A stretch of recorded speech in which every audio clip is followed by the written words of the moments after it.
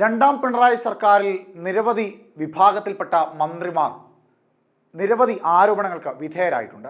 എന്നാൽ അതിൽ കുറച്ച് കടുപ്പത്തിൽ അല്ലെങ്കിൽ കുറച്ചുകൂടി കാര്യമായി ഇത്തരത്തിൽ വിമർശനത്തിന് വിധേയനായി മാറിയത് വനം വന്യജീവി വകുപ്പ് മന്ത്രിയായ ശശീന്ദ്രനാണ്. കേരളത്തിലെ മലയോര മേഖലയിലും വനത്തോട് ചേർന്ന് ജീവിക്കുന്ന പ്രദേശത്തുള്ളവരും നേരിടുന്ന വന്യജീവി ആക്രമണത്തിൽ നിസ്സഹായനായി പോവുകയാണ് വനം വന്യജീവി വകുപ്പ് മന്ത്രി എന്ന ആരോപണം കഴിഞ്ഞ കുറേ കാലങ്ങളായി പ്രതിപക്ഷം ഉന്നയിക്കുന്നുണ്ട്.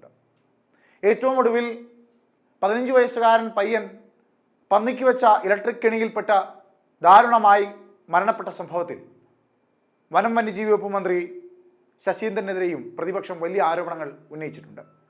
ഭരിക്കുന്ന വകുപ്പിനോടോ വന്യജീവി മനുഷ്യ സംഘർഷം രൂക്ഷമാകുമ്പോഴോ യാതൊരു ഉത്തരവാദിത്തമോ കാര്യക്ഷമതയോ കാണിക്കാത്ത മന്ത്രി എന്ന വിശേഷണമാണ് വനം വകുപ്പ് മന്ത്രി AK ശശീന്ദ്രൻ പൊതുവെ ഉള്ളത്.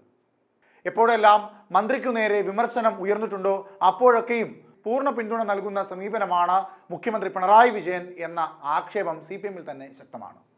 ഏറ്റവും കഴിവുകെട്ട മന്ത്രി എന്ന വിശേഷണമാണ് AK ശശീന്ദ്രന് പ്രതിപക്ഷം നൽകുന്നത്. മന്ത്രിസ്ഥാനം മാറുന്നതിനെ ചൊല്ലി NCP-യിൽ തർക്കങ്ങൾ ഉടലെടുത്ത ഘട്ടത്തിൽ AK ശശീന്ദ്രന് പൂർണ്ണ പിന്തുണ നൽകുന്ന സമീപനമായിരുന്നു മുഖ്യമന്ത്രി സ്വീകരിച്ചത്. മുൻപ് ഫോൺ വിളി വിവാദത്തിൽ മന്ത്രി ഉൾപ്പെട്ടപ്പോഴും CPM-ഉം അന്ന് LDF കൺവീനറായിരുന്ന A വിജയരാഘവനും AK ശശീന്ദ്രന് പിന്തുണ നൽകിയിരുന്നു. പുതിയ കക്ഷികൾ മുന്നണിയിലേക്ക് വന്നതോടെയാണ് വനം വകുപ്പ് 2021-ൽ CPI വിട്ടുകൊടുത്തത്. എന്നാൽ വനം വകുപ്പ് കയ്യിൽ കിട്ടിയ NCP കാര്യക്ഷമമായി വകുപ്പിനെ കൊണ്ടുപോകുന്നില്ലെന്ന ആക്ഷേപം പിന്നീട് ശക്തമായി ഉടലെടുത്തു.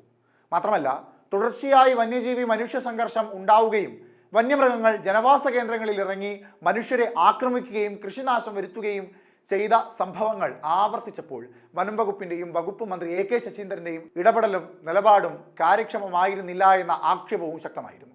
കണ്ണൂർ ജില്ലയിലടക്കമുള്ള വനം വകുപ്പ് താൽക്കാലിക ജീവനക്കാർക്ക് യഥാസമയം ശമ്പളം നൽകാതെ പിടിച്ചുവെക്കുന്നതും വകുപ്പിനെതിരെ കടുത്ത വിമർശനത്തിനാണ് വഴിവെച്ചത്.